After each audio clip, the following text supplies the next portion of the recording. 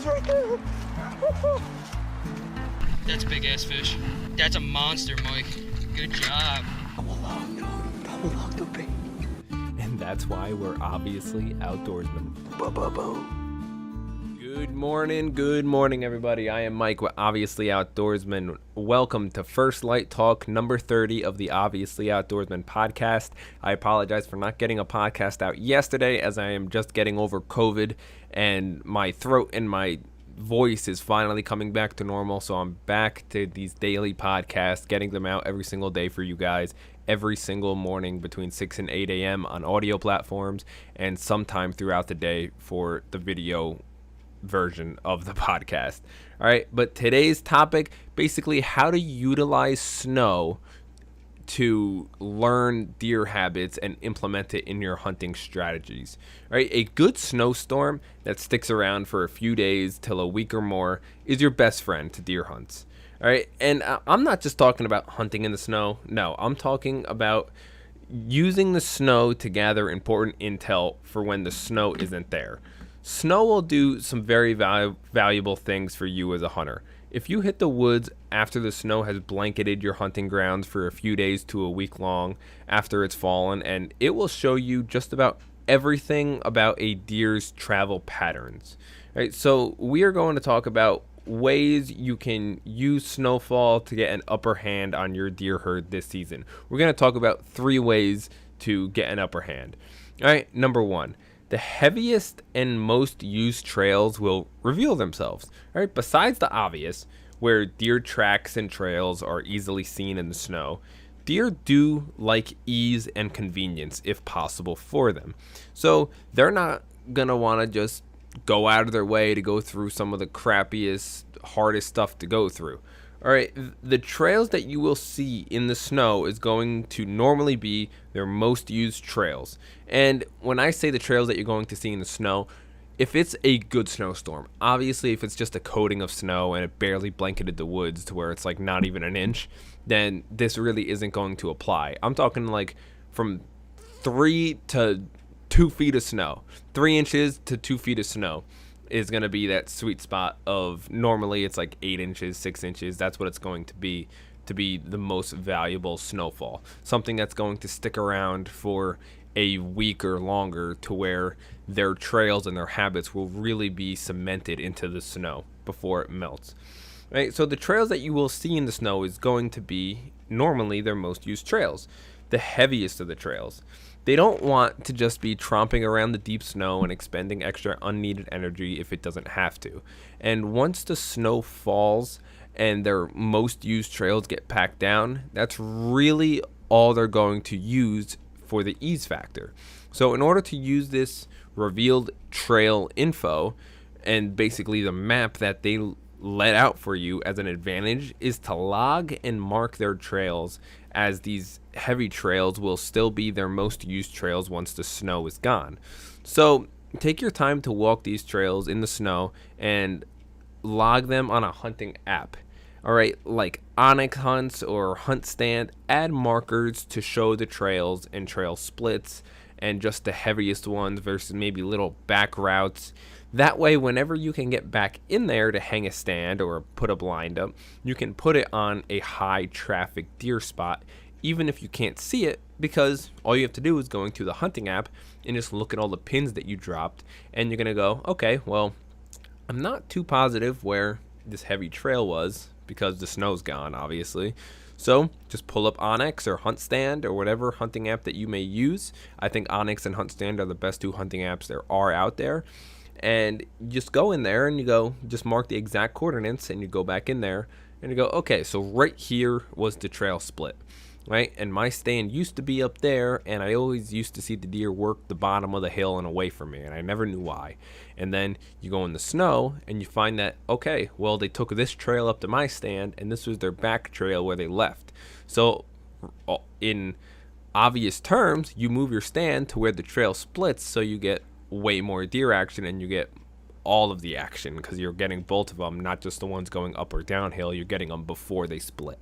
So mark all the heavy trails just on Onyx or hunt stands, and you can utilize that for a giant advantage once the snow is gone and you're hunting in like the fall.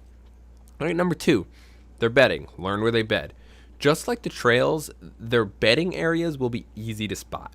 And when you come across beds in the snow, that probably means wherever you find the beds in the snow is one of the areas where they soak up the most amount of sun. So even when the snow's gone, you'll know where every bedding area is because you did the extra scouting. So the same way like you did with the trails, just walk these heavy trails, and whenever you come across a bed or multiple beds in an area, mark it on Onyx or Hunt Stand. So it's very easy to do on the Hunt Stand app or the Onyx Hunts app. You just drop pins. You just go to your current location and you zoom all the way in and you just drop a pin and say buck bedding. Buck bedding at this time of year. And you add little notes in your pins and everything else. But like my hunting areas are just coated with pins because I walk them and I learn every little thing about the piece of woods that I possibly can.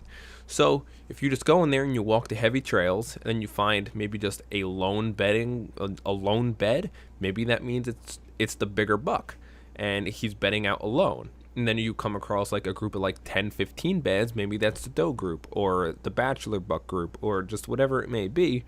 You got to utilize these tactics to better yourself in the fall months. So maybe if it snowfalls after the season, it's still going to be the same habits versus late fall. It's not going to be the same habits as like summer or early fall because they will change up what they do throughout the year, as I talked about in many podcasts before.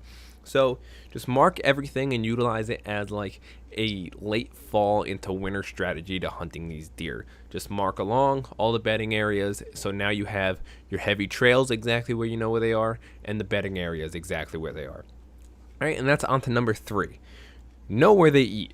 All right, and just like the trails and the bedding areas, if you get out there and you do the scouting, their feeding areas will stick out like a sore thumb as well. Right, the ground is going to be dug up. Dirt will be on top of the snow from them digging to find their food because realistically, all they have to eat is like the leaves that are still exposed, maybe some branches and berries up top. Otherwise, they have to dig and find where their food is, whether that may be acorns or corn or whatever underbrush that's under the snow. They have to dig it out to get it. So depending on their food source, remnants of their food will be revealed as well, like dug up areas with cracked acorns on top. So cracked acorn shells. So they're going to be digging, you're going to be walking, you're going to find like an open patch with like some more scattered deer tracks away from the heaviest trail. And then you're going to find like diggings. It's going to look like a squirrel looking for a nut in the snow. But really, it's if there's a bunch of dig marks in the snow in an area, and there's all like cracked acorn shells, and there's dirt all up there, it's probably a fresh feeding site that these deer are digging up because they need food.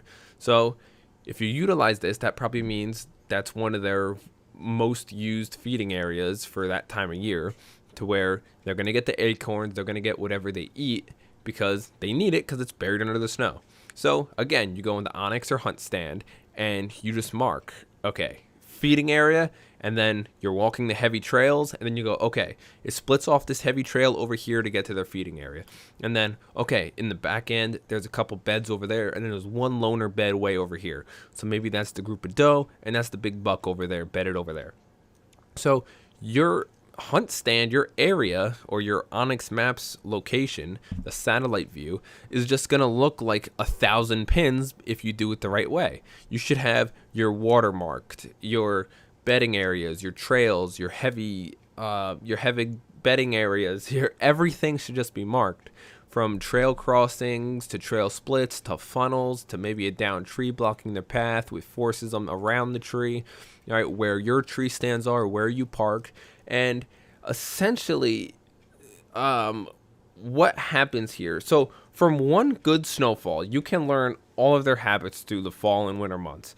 And by recording your findings in one of the hunting apps, you can set a game plan because you know exactly where their heavy trails are and where absolutely everything is.